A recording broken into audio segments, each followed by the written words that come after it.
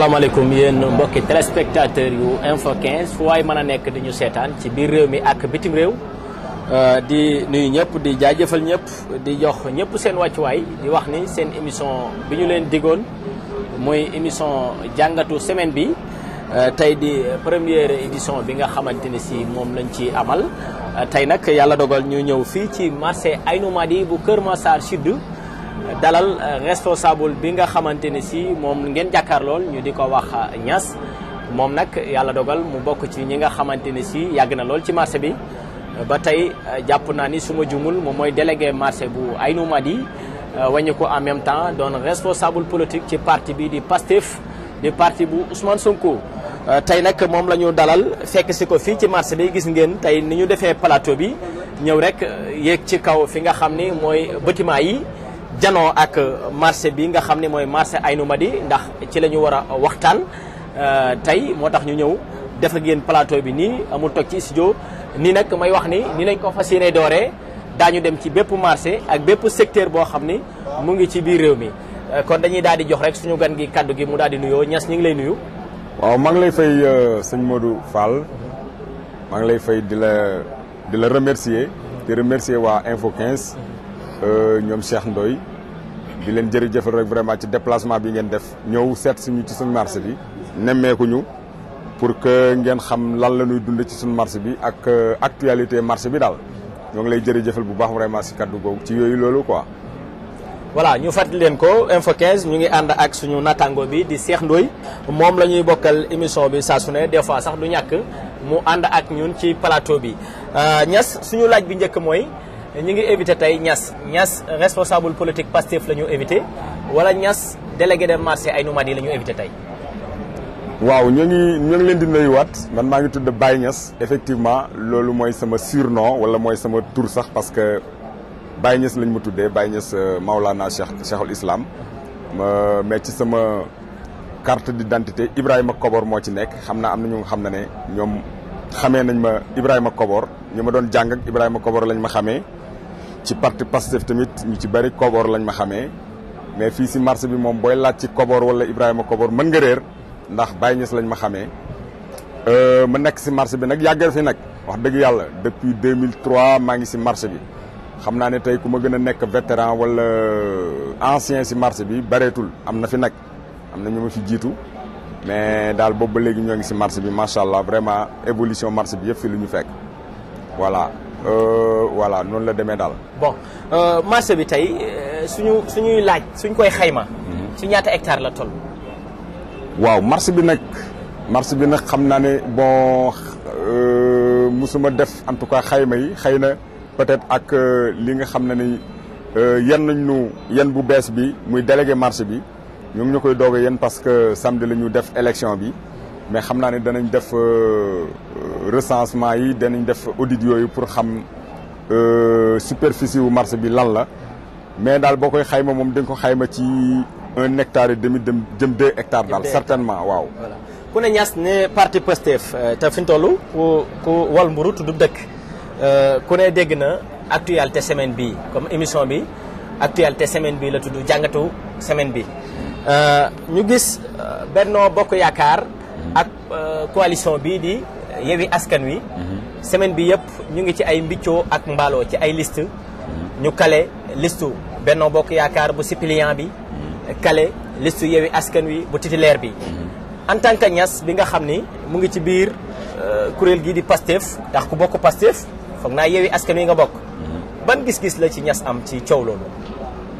waaw coow loolu moom xam naa ne sénégalais yëpp ñu ngi ciy wax suñ ci bëggee def benn analyse politique dañuy wax ne élection législative yi ni mu dooree xëy na Macky Sall bu mu koy tëgg parewul daal man bu may analyser loolu rek laa ci mën a gis parce que tamit lii xew nii.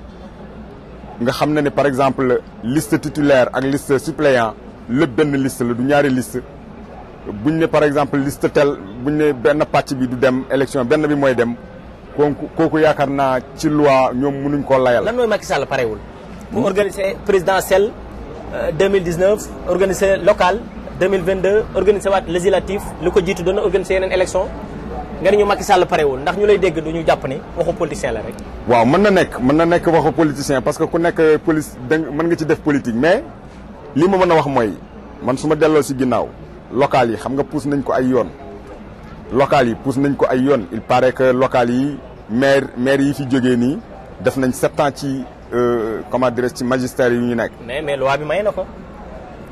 non loi bi moom su fekkente ne dañuy xool rek ci wàllu nu mu tuddoonati dañuy xool rek ci calendrier électoral. calendrier républicain électoral bi. yaa ngi dégg ñoom dépassé na loolu parce que 5 ans la ñu waroon a def. def 7 ans. ñu def 7 ans. voilà léegi nag bi ñu defee 7 ans nag peut-être ak pression populaire bi moo tax mu def ko bi mu ko defee ba pare nag bon ñu war a ñëw ci législative yi nga xam ne le 31 décembre le 31 juillet 2017 yaakaar naa la ñu tëggoon élection législative yu passé yi bon kon yeneen yi ñëw le 31 juillet 2022 lañ ko war a def.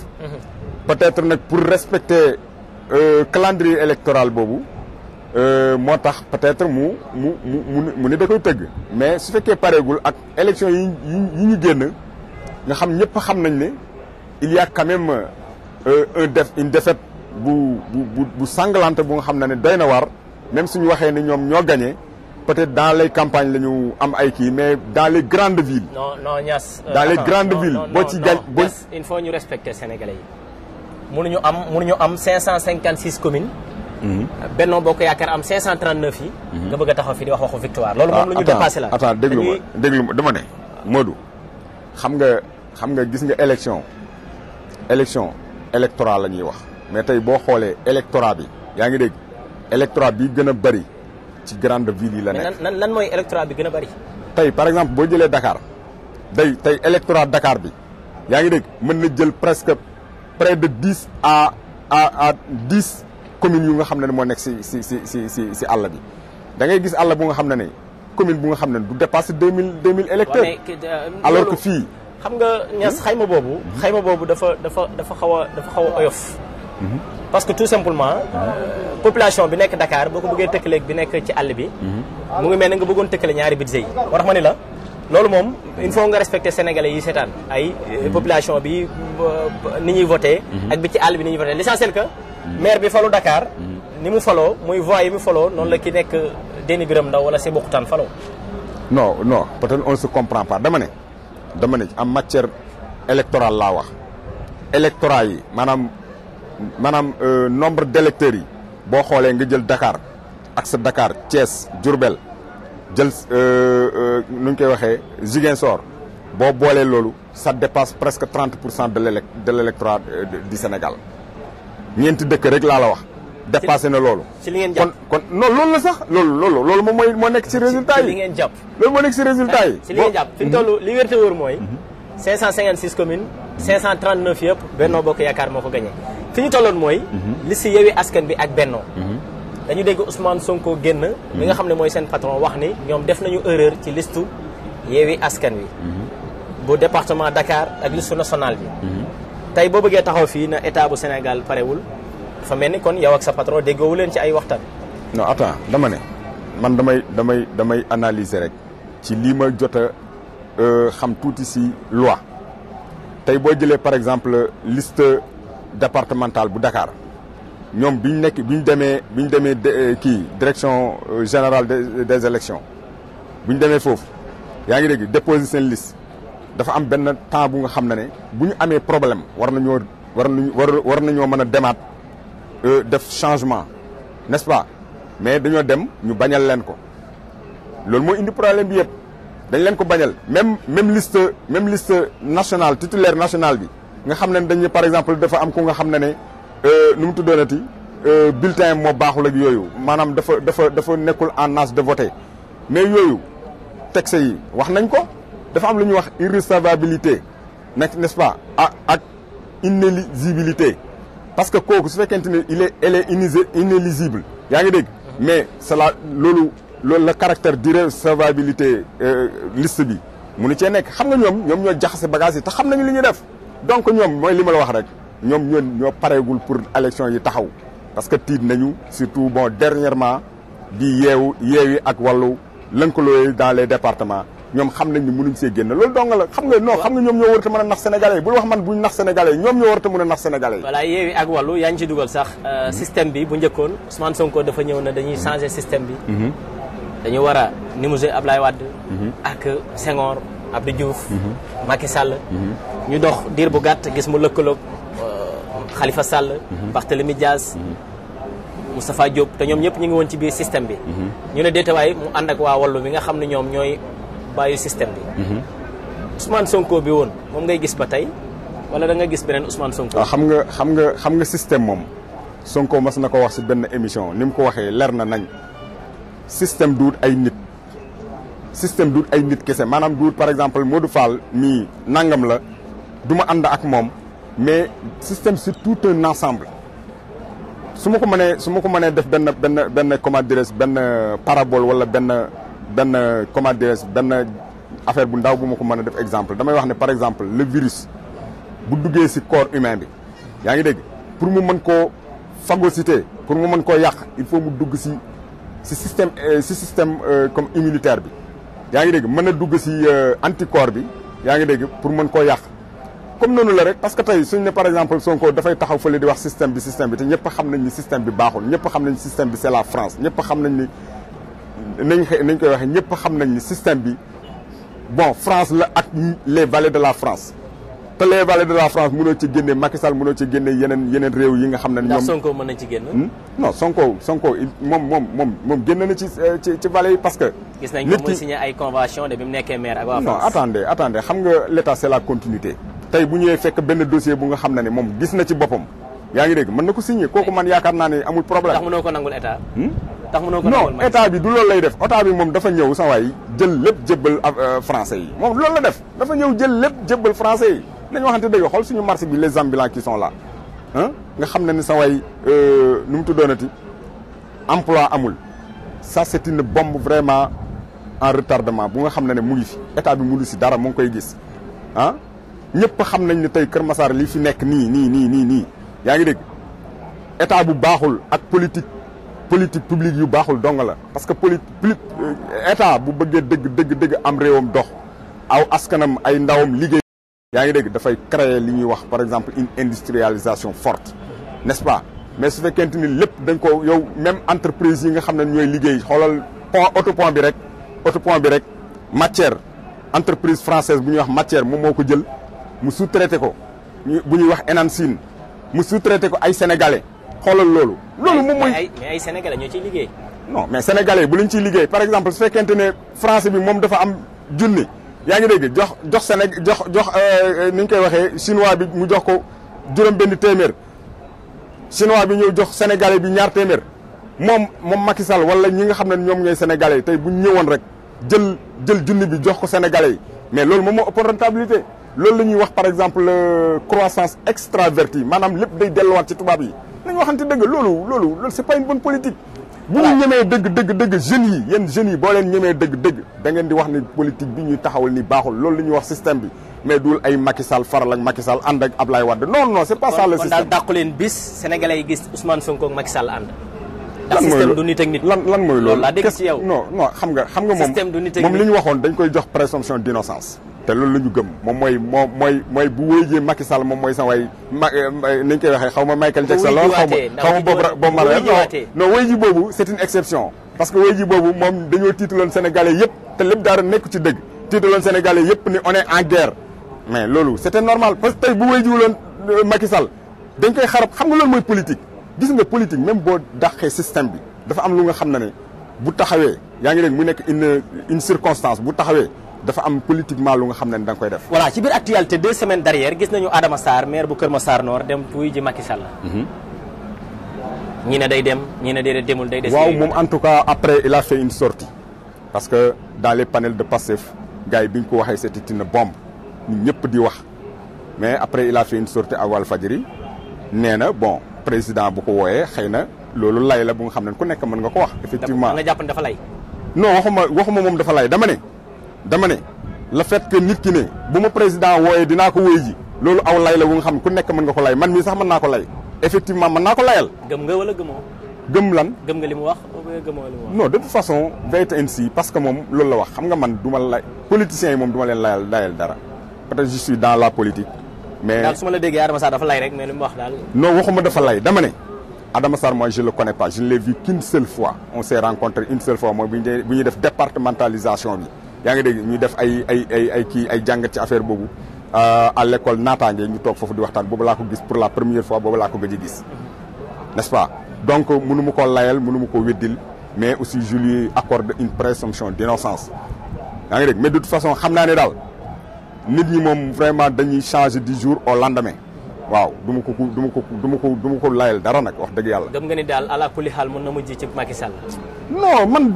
ndax ne ñëpp moom moo taxaw ne publiquement ren parewul pour campagne liste bu Bara Gaye jiite te Bara Gaye moo jiite liste Yewwi. waaw loolu moom c'est une énormité bon man personnellement Ibrahima Kobor Baye Niass man j'ai toujours dit dans les panels de Pastef que Yewwi Askan Wi c'est une mascarade. xam naa lu tax ma wax ko xëy na mën nañ ci bañ a dugg nii quoi mais man dama jàpp ni c'est une mascarade. non mascarade bu ñu ko waxee mooy par exemple ay Yewwi Askan Wi Kër Massar bu ñuy créer Yewwi Askan Wi man bokk naa ci ñi njëkk a yëkkati sama téléphone woo waa PUR Pape Fall PUR. du mu wéy tey yaa mujj ginnaaw.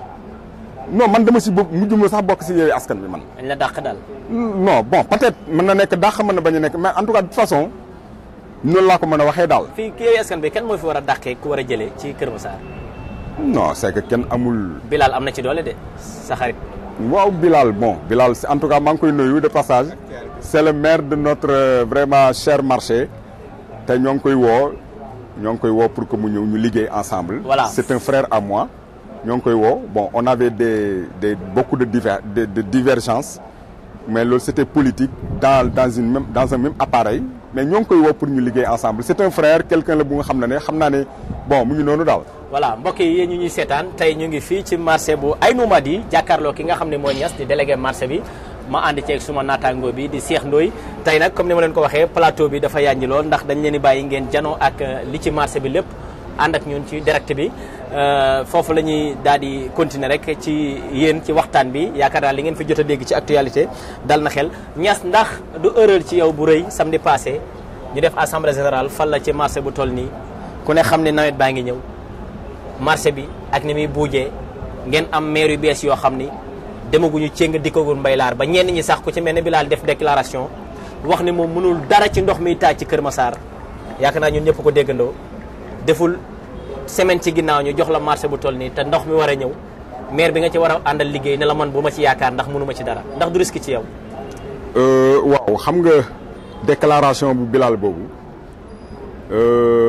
ñun duñu tiital xam nga lu tax parce que daaw ci inondation yi son prédécesseur Moustapha Mbengue wax na la même chose man j'ai appelé personnellement son chef de comment dirais-je ki ñuy wax Amath nga xam ne mooy yoroon affaire technique yeeg inondation yeeg yooyu mu ni ñoom mënuñ si dara mais ñun ça fait 2 ans yu nga xam bu ñu nekkee parce que peut-être dinaa raconter contre nangu ne doon nañ ci jéem non jëmuñ si dara man ñaari at yi ma fi def yi nga xam ne moom maa ngi doon impliqué ñoo ngi doon impliqué avec l'association ASOMAC de Kër Massar loolu moom moo ñu conduire à ce que ñu gagné élection yi c'est une association bu nga xam ne bii. yan élection yu marché bi wala yu marché bi je veux dire. Ouais. c'est-à-dire élection yi dafa am un processus bi ñu tëjee suñu marché bi fekk marché bi il n'avait pas organisé wuñu woon en termes associatifs bon ñu créé un collectif pour ñu ubbi suñu marché bu ñu ko créé ñuy waxtaan après ñu def ko une association ñu teg ma ci bopp association ma nekk le président de l'association ASOMAC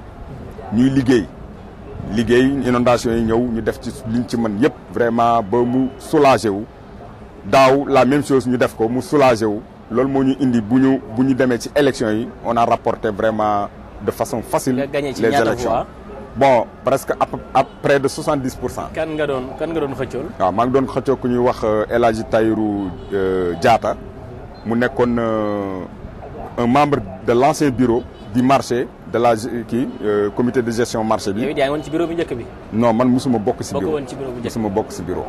waaw moom moo nekkoon aussi le trésorier et chargé de comment dirais-je des toilettes. biñ la nommé tey gise nga ak Bilal dégg naa yéen ñaar du ngeen laalee. non Bilal amuñu benn problème xam nga loolu politique la mais Bilal amuñu benn problème man ak moom non amuñ benn problème Bilal bu ñu gisantee nii on se dit n'importe quoi. ma gisante biñ la nommé ak tey ndax seeti nga ko. non ñoo ngi wàcc pour dem seeti ji ko. nga tegal ko programme ci marché bi. waaw ñoo ngi wàcc ndax moom nee na nawet bi moom bu ko ci kenn yaakaar. oui ñoo ngi wàcc pour dem seeti ji ko man sax je l'ai appelé 2 fois. mais jëlu la dégg na. non déedéet du jëlu ma c'est parce que xëy na xamul sama numéro téléphone boobu ma koy wooyee bon mais woo naa ko 2 fois. démb rek woo naa ko. jëlu la démb woo naa ko non man du ma jàpp man dégguloo li ma wax dama ne la li ma defal Adama Sarr laa koy defal présomption d'innocence laa koy jàppal xam naa ne Bilal bon n'est pas de ces genres là man il va travailler avec moi amul benn problème moom sax il l'avait voulu bon yaakaar naa ne loolu. bu amul benn problème mais nga doon wax ci ay audio yu ñu jot ak sa waxu tay bi ci man Bilal aw ma benn audio bu mu mas a wax génnee ko amul même Bilal wax na ma ne bon am na audio yu muy dégg. mais musula dégg audio man ma wax non man du ma def noonu man ku ma xool xam na ne man j'ai pas peur de mes pensées et de mes kii man du ma wax ci sa ginnaaw dara yàlla xam na li ma lay wax.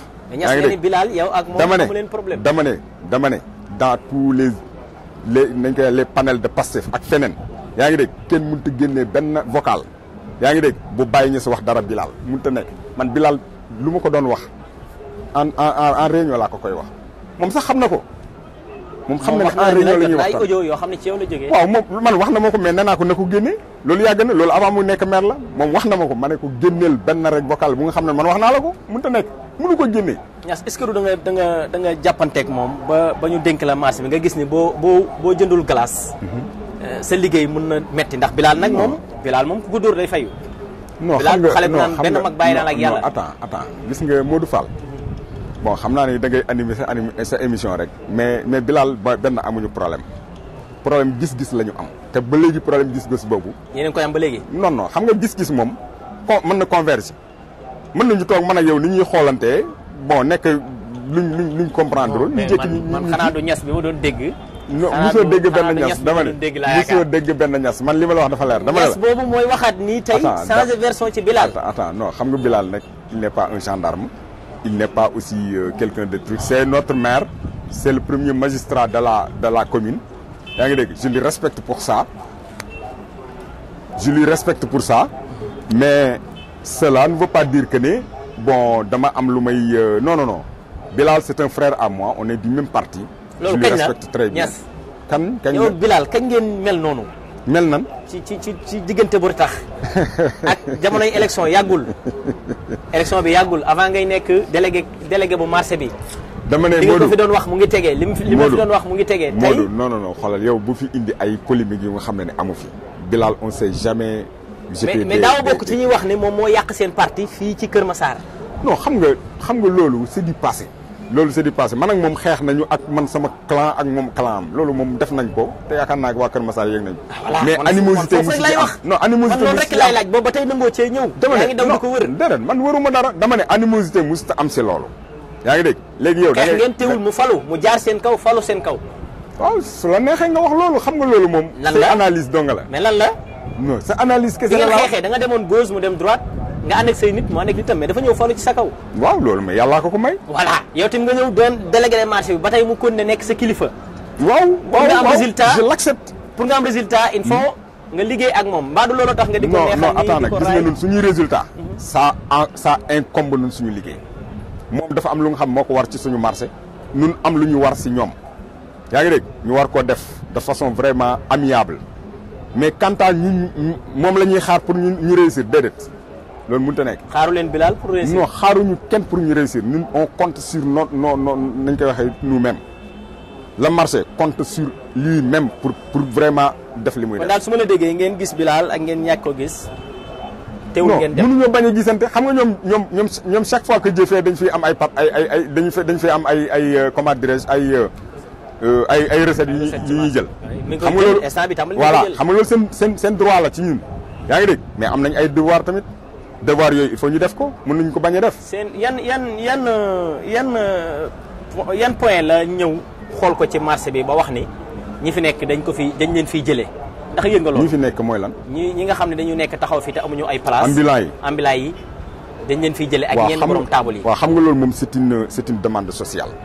c'est une demande sociale bu nga xam ne depuis du ren rek du daaw yaa ngi dégg année yii yëpp marché bi loolu la ñuy réclamer parce que anarchie bii fi nekk n'est-ce pas moom moo maanaam ambulant yi def nañ ko fi. peut-être nag ambulant mënut a ñàkk si marché mais dafa am lu nga xam ne ne dafa doy waar parce que am ñu nga xam ne ne c'est pas des ay tablier la ñuy doon dañuy ñëw nekk ci sa buntu place vraiment la voirie ak yooyu donc ñooñu peut-être ñoom ñoo yàq marché bi donc loolu mënut a ñàkk loolu nag moom devoir am la c'est son devoir vraiment c'est un devoir de police n'est-ce pas de la mairie n'est-ce pas ñu defar marché bi fexe ba désencombrement bi mën a nekk fexe ba nit ñi nekk ci jàmm fexe ba commerçant yi liggéey correctement bon ñuy ñaan aussi ambulants yi nga xam ne ay doomu sénégalais lañ ay xale lañ ñu nga xam ne dañoo amul ci lu ñu nekk yaa ngi dégg ñu daw laqu si commerce bi état bi ak ñeneen ñi nga xam mooy mooy comment dirais-je démembrement de l'état yi muy mairie bi ñu fexe ba amal leen fu ñu leen recaser ñoom it ñu liggéey comme tout le monde. mais lan mooy seen ay responsabilité ci yéen bu ngeen fi jëlee xale yooyu fan ngeen leen jëmee. non ñun amuñ ci responsabilité loolu responsabilité laaj ko Bilal bopp Bilal mi ngay wax noonu laaj ko ko. non yow en tant que délégué de marché. non ñun on n'a pas cette responsabilité booy présenté Bilal. waaw ñun am nañ un programme. loolu laay laaj. waaw am nañ un programme. mais le moment venu mën naa leen a woo sax ngeen ñëw ñu càmbar programme bi am nañ un programme très bien ficelé. lan nga fi jot a tënk loo xam ne jàpp nga ni xale yi bu ñu leen fi jëlee di nga ko présenté Bilal wut fu ngeen leen placé ndax xanaa xale yi duñ fi jógee demaat sànq yaa ngi jooytu ne réew mi amul liggéey. yaa ngi ko wax nga jiñ ko état bi. mais yow it am nga benn mbubu boo sol boo xamante ne si say responsabilité la. muy nekk délégué marché. war a liggéey ak maire bi fi nekk te jubóowu leen te xam naa ni gëm naan du ngeen jubóo. non loolu yow neex rek moo di xool mais attendez non bul wax loolu. bul wax loolu Bilal on n'a pas de problème Bilal xam naa ko. waaw kon yaa ma non mën na nekk non moom day bàyyi dina bàyyi maanaam moom on est des amis non on est des amis on est des frères. man ñu bari dañ ne ma woon ku am fit nga fi nga teg sa tànk doo ci jógee nga doon délégué teewul da ngay xeex ak moom non man nag damay jógee fu ma teg sama tànk man moom du ma matt ma ngànk moom man moom loolu moom xëy na ñoom El Hadj Sarr ñoom ñi ma nekk xam nañ ko man je suis quelqu'un qui dépasse beaucoup de choses. daal yaa ngi baab Bilal pour ngeen jubóo. non bon de toute façon daal léegi man je vais revenir parce que yow xam naa ne tu veux me faire chavirer quoi. léegi bi nga ñëwee bureau bi marché bi nga ñëwee da nga créer bureau bu bees wala bureau bi fi nekkoon ngay continuer di liggéey ak ñoom. lan nga tuddee bureau bu fi nekkoon. maanaam équipe bi nga xamante ne si ñoom ñoo àndoon ak président sortant bi. ñoom ngay liggéeyal wala da ngay def comme maire yu bees yi rek dàq ñëpp. jël say nit yi bopp non dàq amul xam nga doon bu ñuy def élection bi y avait un bureau bu nga xam ne nit ñi dañ leen doon contesté. yaa ngi dégg. mooy bu njëkk bi. waaw bu njëkk bi. kan moo ko jiite woon. bon délégué bi kan la délégué mooy Pàccun quoi. Pàccun moom moo nekkoon délégué fi nekkee. waaw de toute façon daal liggéey moom xam naa ne bon xeeb nañ ko daal par rapport ak les attentes yi nga xam ne ñoo waroon a nekk ci marché bi par rapport ak inondation yi nga xam ne les difficultés qui existent dans le marché inondation insalubrité. inondation yi fi jëlee Pàccun nga yaakaar ne dana la fi bàyyi ren Bilal nee na du ci jëm dara de. waaw ñun dinañ ci jëm ñun moom ñoo ngi ci moom xam naa ne ñun moom tiituñu parce que lu tax parce que daaw ak daaw jéeg def nañ ci lu ñu mën te vraiment à chaque fois que inondation yi ñëw danañ fexe daal ba évacuer ndox yi nit ñi continuer di liggéey bon mais nag durant les 3 ans que nous serons là incha allah danañ def de telle sorte que certainement danañ def sax ay canalisation loolu moom jàpp naa ne mën nañ ko def waaw mën nañ ko def sans attendre sans attendre l'état sans attendre qui que ce soit mën nañ ko def yow délégué di nga def ay canalisation ñun waa marché bi danañ ko def bu soobee yàlla voilà yaa ngi ko wax tey ci Info 15 direct VAR loolu xale yi naan VAR waaw amul problème rek VAR day dañuy ñaan yàlla rek voilà lépp lu sotti rek yàlla la mais dañuy ñaan yàlla rek moom bureau bi fi nekkoon du ñoom ngay liggéey ndool non on peut travailler avec tout le monde c'est que ñun dañoo woote inclusion ak participation yaa ngi dégg ñun caractère inclusif ak participatif lu ñu woote donc képp ku nga xam ne ni yaa ngi ci marché bi ngay wóyoo ci marché bi rek yaa ngi dégg tu es le bienvenu et puis dinañ la tàllal suñu loxo def nañ ko man maa ngi liggéey ak lancé moom dégg naa yéen ñaar fi mu ne bu ngeen rombantee sax du ngeen nuyoonte non loolu laaj ko cuun démb rek cuun man ak moom ñoo ànd bu dugg oto ensemble mu présenté ma garage bi maanaam chef de garage bi mu ne léegi kii moom mooy délégué bi ni nga def ci Bilal nga def ci cuun rek non xam nga teel a jënd glace rek waaw man dama jënd glace dama jënd glace amul problème parce que dama tàng dafa tàng ndax mën nañu xam ñaata nga fekk ci keesu marché bi nga ñëwee waaw on n'a pas fait encore une audit bon ñoo ngi si nag danañ auditer tout ce qui est le patrimoine du marché parce que am na ay robinet am na toilette am na ay table ay gardien ay table non gardien moom xam nga c'est pas un patrimoine loolu moom du patrimoine loolu moom peut-être dañ leen di fay mais danañ xool nan lañ leen doon nan lañ leen doon gérer quoi loolu moom danañ ko xool. marché bi am na xaalis. non war na mën a am xaalis mais est-ce que gis nañu xaalis mais en tout cas on va faire une audit interne pour mën a xam de quoi il s'agit. tàmbali ngeen audit yi ou bien. non commencé guñu ba pare. commencé ngeen guñu koy commencé ndax da leen di concerné yéen ñi seqoon marché bi rek wala seen maire da ciy dugg. non dafa am lu nga non dafa am lu nga xam ne non dafa am lu nga xam ne maire bi moom def na ay auditam ci wàllu toilette yi dégg naa loolu ci wàllu hangar bi deuxième hangar bi dégg naa loolu mais jotuguma nag les rapports d'audit bon mais nun y a une audit interne bu nga xam ne ñoo koy def pour li nga xam ne marché bi moom moo ko moomal boppam yaa ngi dégg nga xam ne dafa nekkoon ci loxo yi ñi fi nekkoon bon ñu def xam lan moo xew daal bala ñuy commencer liggéey bi. voilà gis nañu xam naa sax fekkul boobu ñu dénk la mais gis nañu Korité bi passé li fi amoon bokkoon ci njàmbatu waa marché bi lu ci bari muy maire bi ñëw rek di dagg ay place di jaay nu mu ko neexee place 15000 mètre 15000 mètre 25000 2 mètre 30000 et cetera ñu jàppoon ni maire bu bees bi di Bilal bu ñëwee loolu dina changé ak Adama Sarr ñu gis ni ren Korité bi moo gën a pire naka ngeen nar a jëflante ak maire bi ci diggante boobu ndax tabaski bi mi ngi ñëw te ragal naa day delloo buum ci boy bi. waaw en tout cas li nga wax ni c'est toi qui me l'apprends am na nag ay bon de truc xaw ma lan laa ko mën a tuddee yu nga xam ne gis naa ne maire yi bële maire kii bi nord bi. mu ngi ko doon dagg ay parcelles gis naa ko nag ci réseaux sociaux yi quoi mais sud moom gisuma lu mu def impliqué aussi loolu wax dëgg yàlla. en tout cas si kon daal tey daal moom yow avocat Bilal Diatta ngay doon. si je m'en tiens à lii chef de cabinet mu wax keroog bu ñuy def bu muy superviser suñu élection bi bon nee na gars yi ñëw nañ si moom bëggoon mu def genre foire bi xam nga foire bi événement bu jot dafa daan am fii ñun xeex nañ ci bu sonn def nañ ci marche def nañ ci lépp contre l'ancien maire Moustapha Mbengue. boobu est-ce que da ngeen ko doon politiquer rek comme yow yaa ngi woon Pastef moom mi ngi APR. non man je n'ai jamais politisé sama parce que man xam naa li may def man ko xam li may def laa man bon politique bi moom je le dissocie vraiment de l'activité du marché. foire yooyu ngeen doon def ay marche bu ko raw am na ci Korité bi te dégguñu ngeen wax. Korité bi. waaw yaa ko wax léegi yaa ni gis nga ko ci réseaux sociaux yi. non waxuma gis naa ay foire ci réseaux sociaux yi. nuñ déggante bu baax ay ñuy dagg di ko jaay. non gisuma fi en tout cas man seetluwuma ko bokk. mais daaw moom gisoon naa moom ñu doon xeex loolu. man ñas bi ma xamoon laay waxal dama daje ak beneen ñas téléspectateurs yi. Modou en tout cas li ma la mën a wax mooy. waaw li ma la mën a wax mooy ñun duñu nangu loolu. doon nga nekkoon nga fu am solo nga gis nga Adama Sarr doon ko commencé def ci côté nord bi. non dama ne gis naa dans les réseaux sociaux xam nga man li ma gis yëpp mën na bañ a nekk dëgg parce que les réseaux sociaux sont tellement influençants ak maanaam lu ci bëri ay fees niiw mu ngi si. mais lu ci bëri dëgg la. bon dana bëri ay dëgg aussi mais xam nga lu ci nekk rek dañ koy jox caractère am quoi. mais de toute façon mooy li ma la wax rek da nga ne yow da nga joxe une information xaw ma da nga may laaj xaw ma da ngay dëggal. da nga ne non yow da nga dëggal da nga ne. ci Korité gi gars yi dagg nañ comme ni ñu daan daggee. loolu ñun ñëpp ko gisandoo. waaw ma ne nag man yow sax gis nga ko. non de toute façon ba léegi mu ngi fi xam nga loolu mu ngi fi ba léegi. ba léegi mu ngi fi mais c'est vraiment c'est écœurant ba léegi nii boo xoolee. boo ñëwee si station bi wala si autopont bi. di dugg nii si jëm si ci marché bi. boo xoolee doo am sax foo taxaw. lan moo ci sa taxawaay waaw loolu danañ ci liggéey xam nga moom dañuy doog a taxaw mais loolu ñun dafa ñu fekk ñoo ngi koy xeex ñun dañ koo yàgg xeex. mais xam nga ñun ñas li ma bëgg ñu déggoo ci mooy.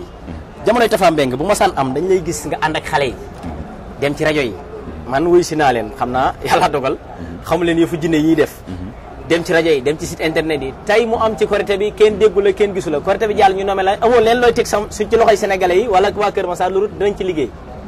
non dañuy continuer liggéey si loolu. ñun en tout cas suñu xeex moom toujours mu ngi fi. yaa ngi dégg on ne change pas d'un iota. yaa ngi dégg li ñuy xeex. lépp lu anormal politique kon. seen xeex est-ce que raxul woon politique. non amul xeex bu am politique. jamonoy Tafa da ngeen doon génn ci mbedd mi. wane ni lii ñun d'accord ñoo doon génn si mbedd mi. ah yaa ko wax sànq. non dama ne yaa ni marche nañ ci. dama ne marche nañ ci mais marche bi mën naa la wax ñan ñoo ko def wala ñëwal ci ñan la marche bi yaa ngi dégg y avait un collectif ki wax sàmm kii suñu dëkk xaw ma sàmm suñu dëkk yaakaar naa la mooy waa ay nomades yi ñoom ñoo ko initié woon. yow nekkoo ci woon.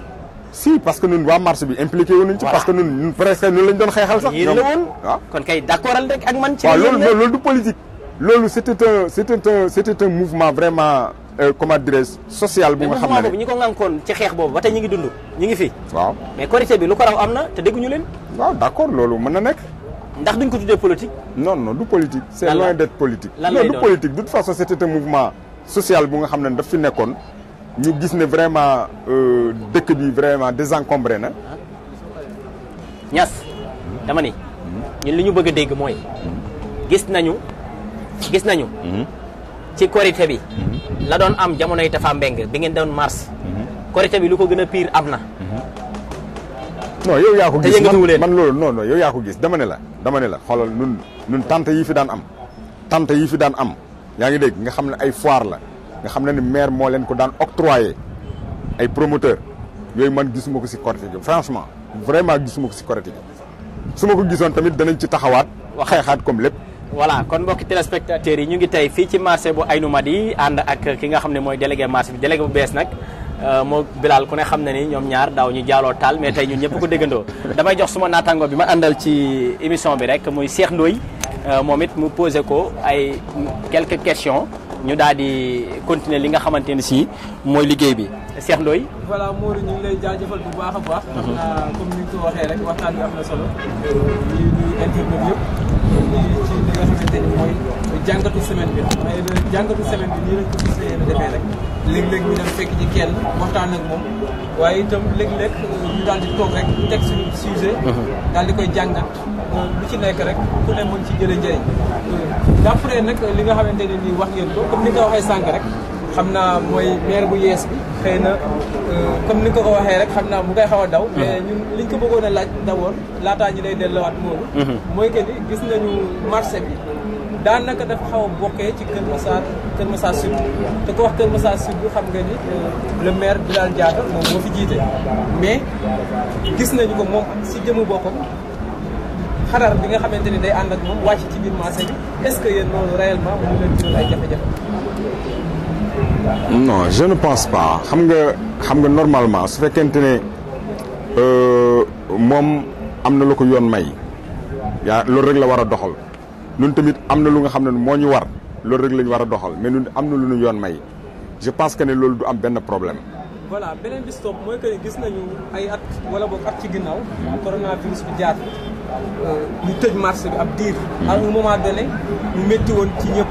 moo xam muy ci yéen la ba ci sax ñi nga xamante ne léeg-léeg dañ daan ñëw di jënd si te ñu gis ni que ni scénario yu mel noonu lu bette la woon est-ce que yow mi nga xamante ne dañ la fal bees soo genre cas yu mel noonu su ñëwatee naka ngeen mën a def ba yéen seen jëmu bopp ngeen mën a dimbalante ci seen biir.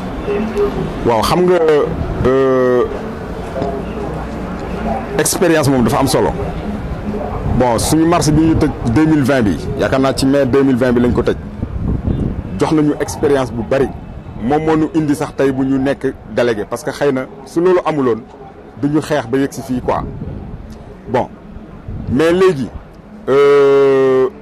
affaire boobu bi mu amee moom dafa ñu bett effectivement dafa ñu bett mais man su fekkoon ne man maa nekkoon booba délégué franchement du ma nangoo jël arrêté bi du ma nangoo jël arrêté bu préfet bi. mais su boobaa préfet ñu jaay leen doole. non xam nga d'accord mën na su ko neexee mu jaay ñu doole xam nga doole moom yàgg nañ ko fi jaay ñu ngi koy jaay continuer da koy jaay nit ñi amul problème mais dafa am lu nga xam ne aussi man mënu ma dégg ñu ni tous les marchés du Sénégal Kër Massar rek lañ fa tëj pendant 1 mois amul lenn luñ ko mën a layalee amul parce que corona bi fépp la nekkoon corona bi gënuloon a tar ci Kër Massar yaa ngi dégg loolu nag jàpp naa ne suñuy njiit maire bi def na ci dara délégué bi def na ci dara mais ñun aussi population marché bi def na ci dara les responsabilités sont partagées yaa ngi dégg tey su fekkoon ne par exemple maire bi da koo nangu parce que maire bi mënoon na négocier mu ne non lu tax parce que nii mën nañu jëf ay kii mën nañu fexe ba vraiment respecter les mesures barrières mën nañu def nii ñu yërëm gars yi nangam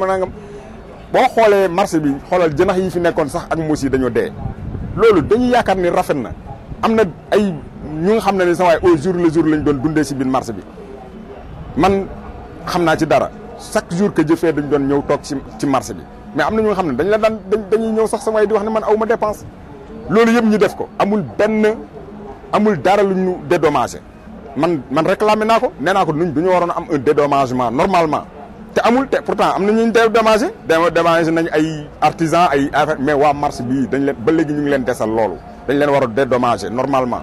voilà Modou xam naa temps bi li des bëreetul suñu laaj bi mujj rek ñu bàyyi la nga wéyal ak moom mooy que ni gis nañu Kër Massar léegi mu nekk département boo demee fu mel ni Yëmbal gis nañu centre bi fa baara ngay def nga dem fu mel ni HLM gis nañu liggéey yi ñu ci door fu mel ni Sandaga sax marché bi daanaka wàccee nañ ko yéegalaat ko defaraat ba mu normal mais Kër Massar dafa mel ni lu ñu am nii moom la ñu am ba tey kon moom yaakaar naa war nañu gindi ba xam ñoom ñu ngi def ay jéego pour à ce que itam ñu mën a daaneel marché bi def ko comme fu mel ni Sandaga wala yu mel noonu est-ce que ñoom it ñu ngi ci ay jéego ngir lu ñu mel. waaw xam nga état bi moom yaakaar naa commencé na enclencher benn politique de modernisation des marchés loolu am na mais lu toll ni marché Kër Massar nga xam na ne mooy le plus grand marché du département lu mel noonu bu doon am tamit war nañ ñu mën a associer ci affaire bi c'est ça sax l'objet de notre association pour ñu mën a am un rapport de force bu nga xam ne duñ ñu jaay doole woñ suñu loxo def lu leen neex. Sandaga bi ngay wax ni en tout cas man gëj naa fa mais xaw ma travaux yi fu ñu toll mais depuis ban année lañ ko toj ba léegi donc ñi nga xam ne ñu ngi foon nga xam ne foofu rek lañ yaakaaroon daan seen doole mais ñooñu tey am na ci ñu nga xam ne tey boo xoolee bon vraiment xamatuñ sax lu ñuy dund ah donc un état qui se respecte et qui respecte ses populations du noonu lay doxalee suñu marché bi nag ñun duñu nangul yaa ngi dégg ñu ñëw rek def ci lu leen neex loolu moom duñ ko mës a nangu waaw bëgg nañ une modernisation du marché mais comment le faire en amont et en aval ñun dañ ciy participer ñun ay commerçant lañ ñun sax mën nañu defar suñu marché gis nga ñoom ñun mën nañu defar suñu marché ñoom su fekkente ne ay PPP la ñu bëgg wala ñoom ñoo koy defar état moom xam nga du defar day wuti ay partenariat mais ñun mën nañ ko nous sommes des comment dirais-je des acteurs économiques mën nañu defar suñu marché ku nekk mën nga defar sa cantine mais par exemple tey cantine bu nekk fii tey mën na joxe sax par exemple am na cantine yoo xam ne am nañ ci ñoo xam mën nañ joxe 5 millions pour ñu defaral leen seen marché mais comment le faire loolu moom yaakaar naa ay waxtaan lay laaj n'est-ce pas ay waxtaan lay laaj mais duñ ñëw rek bële fi ñu defar bon loolu moom xam naa ne duñ ko nangu moom waa marché bi moom duñ ko nangu. voilà ndax mën nga ñëw ak ñun ci ñu dellu siwaat Cheikh ginnaaw bu ñu remercier Cheikh ci question yu am solo yooyu ndax mën nga ñëw ak ñun ci marché bi chaque mois weer bu dee lan la ci mairie bi di gagné par weer. waaw loolu moom man xamuma ko franchement peut-être plus tard j'en saurai mais fi ma nekk nii mënu ma ko xam. ndax Bilal bi mu ñëwee tey benn changement tàmbalee gun na ko waxuma def de ndax gisaguñ. waaw tey moom xam nga tey moom man je suis l'avocat de Bilal comme ni nga ko waxee Bilal tamit mu ngi doog a ñëw. franchement mi ngi doog a ñëw nañu waxante dëgg moom seen budget bi ñu ngi koy commencé kii mooy dégg naa muy wax ne dina génnee 15 millions pour def mu jox ko population bi loolu nag man xaw ma fu mu koy waxee noonu. parce que un maire quand même du génnee si xaalisam di non def moom nee na xaalisam lay génnee. waaw loolu moom ay waxam la quoi mais de toute façon. yaa ngi dégg su ma la déggee. non du ma wax gëm naa ko mais en tout cas man si j'aurais été moi. ndax wax jooju xeebuwul ci en tant que maire. waaw ba tey mën na xeebu parce que communication jàllul. baaxul ci communication. ci communication quoi. non baaxul ci communication du maire. boo ko jege woon di ko xelal loo koy xelal ci nawet. non am na yenn sorties yu nga xam ne man fekkoon man maa ko jege du ko def. loo koy xelal rek ak yeneen ci lu mel ni marché bi boo ko jege woon tey ci nawet bi.